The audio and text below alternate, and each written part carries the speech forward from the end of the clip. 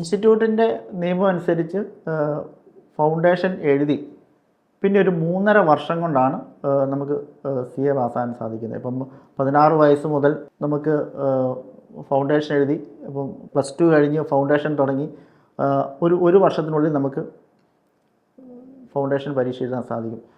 കുറച്ച് ബ്രൈറ്റായിട്ട് കുട്ടികളാണെങ്കിൽ ഇതേപോലെ 10ാം ക്ലാസ് കഴിഞ്ഞ് തന്നെ രജിസ്റ്റർ ചെയ്തിട്ടുണ്ടെങ്കിൽ +2വിൻ്റെ പരീക്ഷ കഴിയുന്ന സമയത്ത് തന്നെ ഈ ഒരു ഫൗണ്ടേഷൻ പരീക്ഷ എഴുതി കഴിഞ്ഞാൽ ആ ഒരു ജൂലൈ മാസത്തിൽ അവർക്ക് പരീക്ഷ എഴുതാൻ സാധിക്കും. അതിനുശേഷം 1.5 വർഷത്തെ ഒരു ഫൗണ്ടേഷൻ പഠനവും 2 വർഷത്തെ ആർട്ടിക്കൽഷിപ്പും ഫൈനലും എല്ലാം കൂടെ ചേർത്ത് എന്താണെങ്കിലും ഒരു 21 വയസ്സിന് ശേഷമേ CA കോഴ്സ് പാസ്സാകാൻ സാധിക്കുകയുള്ളൂ.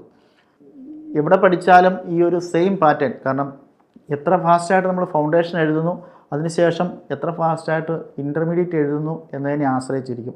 ഇൻ്റർമീഡിയറ്റ് പാസ്സായതിന് ശേഷമാണ് 2 വർഷത്തെ ആർട്ടിക്കൽഷിപ്പ് വന്നത്. ഈ 2 വർഷത്തെ ആർട്ടിക്കൽഷിപ്പിൻ്റെ ശേഷമുള്ള 6 മാസത്തിൽ നമുക്ക് ഫൈനൽ പരീക്ഷ എഴുതാൻ സാധിക്കും.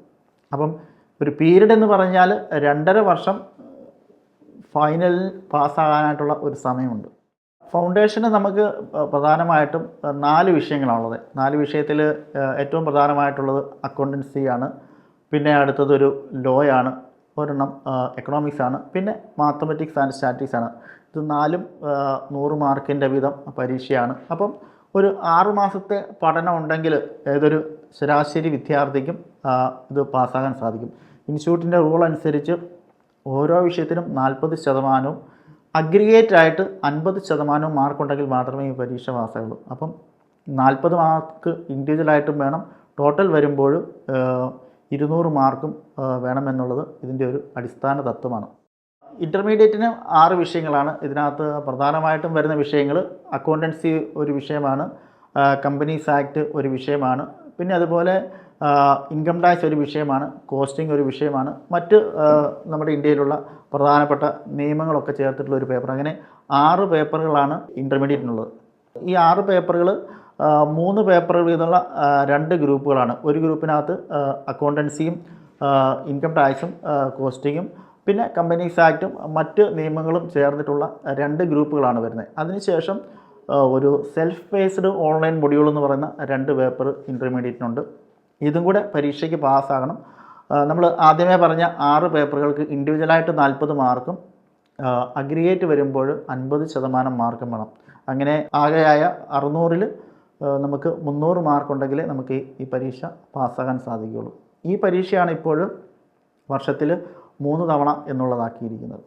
നമ്മൾ ഇൻ്റർമീഡിയറ്റ് പാസ്സായതിന് ശേഷം നമുക്ക് ഒരു മാസത്തെ ഇൻസ്റ്റിറ്റ്യൂട്ടിൽ വെച്ച് തന്നെയുള്ള ജനറൽ മാനേജ്മെൻ്റ് ആണ് കമ്മ്യൂണിക്കേഷൻ സ്കിൽസ് എന്ന് പറയുന്നൊരു കോഴ്സുണ്ട്. അതിനുശേഷം 1 മാസത്തെ ഇൻഫർമേഷൻ ടെക്നോളജിയെക്കുറിച്ചുള്ള കുട്ടികൾക്കുള്ളൊരു അവബോധത്തിനുള്ള കോഴ്സുണ്ട്. ഈ 2 കോഴ്സും കഴിഞ്ഞാൽ നമുക്ക് 2 വർഷത്തെ ആർട്ടിക്കൽഷിപ്പിന് ചേരാം. ഈ ആർട്ടിക്കൽഷിപ്പിൻ്റെ സമയത്ത് മറ്റ് എക്സാമിനേഷൻ ഒന്നും അനുവദിക്കുന്നതല്ല. അതുപോലെ തന്നെ കുട്ടികൾക്ക് മാസത്തിലൊരു ലീവ്, അപ്പം 12 ലീവാണ് ഒരു വർഷം കൊടുക്കുന്നത്. ഇപ്പോൾ പുതിയൊരു പരിഷ്കാരമാണ് ഇൻസ്റ്റിറ്റ്യൂട്ട് ഇങ്ങനെ 2 വർഷത്തെ ആർട്ടിക്കൽഷിപ്പ് പൂർണ്ണമായിട്ടും അവധികൾ ഒഴിവാക്കിക്കൊണ്ട് നടപ്പാക്കുന്നത്. കാരണം പൂർണ്ണമായിട്ടും ഒരു CA ട്രെയിനിങ്ങിന് വരുന്ന കുട്ടി ഈ കലണ്ടർ ഇയറിലെ എല്ലാ കാര്യങ്ങളും, അതായത് ഒരു സമയത്ത് നടക്കുന്ന ബാങ്ക് ഓഡിറ്റ് പഠിക്കണം, അല്ലെങ്കിൽ ടാക്സ് ഓഡിറ്റ് പഠിക്കണം, കമ്പനിയുടെ ഫയലിംഗ് പഠിക്കണം, GSTയുടെ ഫയലിങ്ങൾ പഠിക്കണം. അതായത് 12 മാസവും 12 വ്യത്യസ്ത തരങ്ങളായിട്ടുള്ള കാര്യങ്ങൾ ഒരു CFM നടക്കുന്നുണ്ട്. അപ്പോൾ 2 വർഷം പൂർണ്ണമായിട്ടും ഈ ഒരു വിദ്യാഭ്യാസം, അതായത് നമ്മുടെ മഹാത്മാഗാന്ധി പറഞ്ഞ പോലെ തൊഴിലധിഷ്ഠിത വിദ്യാഭ്യാസം, നാളെ ഈ കോഴ്സ് കഴിഞ്ഞ് വിദ്യാർത്ഥികൾ ഒരു ജോലിയിലേക്ക് പ്രവേശിക്കുമ്പോൾ ചെല്ലുന്ന അന്ന് തന്നെ അവിടുത്തെ ഒരു സീനിയർ പോസ്റ്റിൽ വളരെ വ്യക്തമായിട്ട് കാര്യങ്ങൾ അപഗ്രഥിച്ചുകൊണ്ട് ആ ജോലിയിലേക്ക് പ്രവേശിക്കണം എന്നുള്ളതാണ് ഇൻസ്റ്റിറ്റ്യൂട്ടിൻ്റെ ലക്ഷ്യം. അതുകൊണ്ടാണ് ആർട്ടിക്കൽഷിപ്പ് 2 വർഷമാക്കിയതും പൂർണ്ണമായിട്ടുള്ള കാര്യങ്ങൾ പഠിക്കത്തക്ക രീതിയിൽ അതിനെ ഡിസൈൻ ചെയ്തത്. ഈ ആർട്ടിക്കൽഷിപ്പ് 2 വർഷം തീർന്നതിന് ശേഷമാണ് അവർക്ക് അവസാനത്തെ 6 മാസത്തിൽ അവർക്ക് ഫൈനൽ എക്സാം എഴുതാൻ ആരംഭിക്കുന്നത്. ഫൈനൽ എക്സാമിനേഷൻ ഇതുപോലെ 6 പേപ്പറുകളാണ്. പ്രധാനമായിട്ടും അക്കൗണ്ടൻസി 2 പേപ്പറുകളുണ്ട്, പിന്നെ അതുപോലെ companies act, foreign exchange management act, ഇന്ത്യയിലെ പ്രധാനപ്പെട്ട നിയമങ്ങളും കോസ്റ്റിങ്ങും എല്ലാം ചേർത്തിട്ടുള്ള 6 വിഷയങ്ങളാണ്. CA കോഴ്സിൽ എനിക്കും അനുഭവപ്പെട്ട ഒരു ഏറ്റവും ഇമ്പോർട്ടൻ്റ് ആയിട്ടുള്ള കാര്യം എന്ന് പറഞ്ഞാൽ ഈ കോഴ്സിനുള്ള 3 വർഷത്തെ, നേരത്തെ 3 വർഷമായിരുന്നു, ഇപ്പോൾ അത് 2 വർഷത്തെ ട്രെയിനിങ്ങാണ്. ഞങ്ങളൊക്കെ പഠിച്ച സമയത്ത് 3 വർഷമാണ് പഠിച്ചത്. അപ്പോൾ ഈ 3 വർഷം അല്ലെങ്കിൽ ഇപ്പോൾ നടക്കുന്ന ഈ 2 വർഷത്തിൽ വളരെ നല്ല രീതിയിലുള്ള ട്രെയിനിങ് ആണ് നമുക്ക് ലഭിക്കുന്നത്. കാരണം ഒന്ന്, നമ്മളൊരു ക്ലയൻറ്റിൻ്റെ അടുത്ത് ചെല്ലുമ്പോൾ നമുക്ക് കിട്ടുന്ന ഒരു ബഹുമാനം എന്ന് പറഞ്ഞാൽ, എങ്ങനെയാണ് ഒരു ചാർട്ടേഡ് അക്കൗണ്ടൻറ്റ് പാർട്ട്ണർക്ക് ലഭിക്കുന്ന അതേ ബഹുമാനമാണ് നമുക്ക് ഓഡിറ്റിന് ചെല്ലുമ്പോൾ ലഭിക്കുന്നത്. കാരണം നമ്മൾ ബാങ്ക് ഓഡിറ്റിന് പോകുന്ന സമയത്തോ അല്ലെങ്കിൽ ഒരു ക്ലയൻറ്റിൻ്റെ സ്പേസിൽ അവരുടെ ഓഡിറ്റിന് പോകുമ്പോഴോ അല്ലെങ്കിൽ എന്ത് വർക്കിന് പോകുമ്പോഴും നമുക്ക് ആ പ്രൊഫഷണൽ ഒരു ഡിഗ്നിറ്റി, അതായത് ആ പ്രൊഫഷനിലുള്ള ഒരു അംഗത്തിന് ലഭിക്കുന്ന ഒരു ഡിഗ്നിറ്റി നമുക്കും ആ ഒരു സ്ഥാപനത്തിൽ ചെല്ലുമ്പോൾ ലഭിക്കുന്നു. പിന്നെ വളരെ സ്ട്രിക്റ്റ് ആയിട്ടുള്ള ഒരു പ്രൊസീജിയറാണ് ഇൻസ്റ്റിറ്റ്യൂട്ട് ഈ ആർട്ടിക്കിൾഷിപ്പ് ട്രെയിനിങ്ങിന് ഫോം ചെയ്തിരിക്കുന്നത്. കൃത്യമായ റിപ്പോർട്ടുകൾ ഇൻസ്റ്റിറ്റ്യൂട്ടിലേക്ക് അയക്കണം.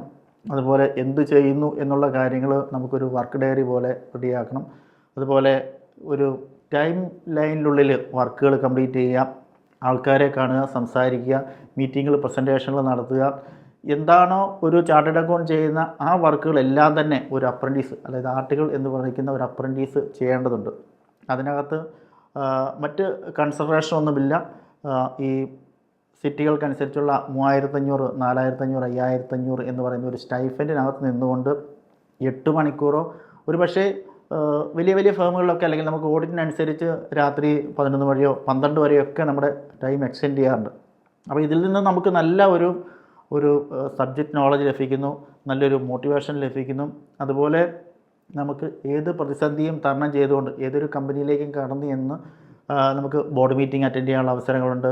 അവിടുത്തെ വിവിധ ഡിപ്പാർട്ട്മെൻറ്റുകളിൽ, അപ്പം ഞാനെൻ്റെ ഒരു എക്സാമ്പിൾ പറഞ്ഞാൽ, ഞാനൊരു മാനുഫാക്ചറിങ് കൺസേണിൽ ഓഡിറ്റ് ചെയ്തപ്പോഴും അവരുടെ പ്രൊഡക്ഷൻ, പ്ലാനിങ്, കൺട്രോൾ, അതിൻ്റെ ഫാക്ടറി അല്ലെങ്കിൽ അതിൻ്റെ റോ മെറ്റീരിയൽ പ്രൊക്യൂർമെൻറ്റ്, എല്ലാ മേഖലകളിലും കടന്നു ചെല്ലാനും അതിൻ്റെ എല്ലാവിധ മീറ്റിങ്ങുകളിൽ പങ്കെടുക്കാനും ഒക്കെ അവസരം ലഭിച്ചു. അത് ഒരുപക്ഷെ നമ്മുടെ ഭാവിയിലുള്ള മറ്റ് ജോലികൾക്കൊക്കെ ഇങ്ങനെ ലഭിച്ച ഒരു ട്രെയിനിങ് വളരെ വലിയൊരു മുതൽക്കൂട്ടാകുന്നുണ്ട്. കാരണം പലപ്പോഴും പല വിദ്യാഭ്യാസ കോഴ്സുകളും കഴിഞ്ഞതിന് ശേഷമാണ് നമുക്കൊരു ട്രെയിനിങ് ലഭിക്കുന്നത്.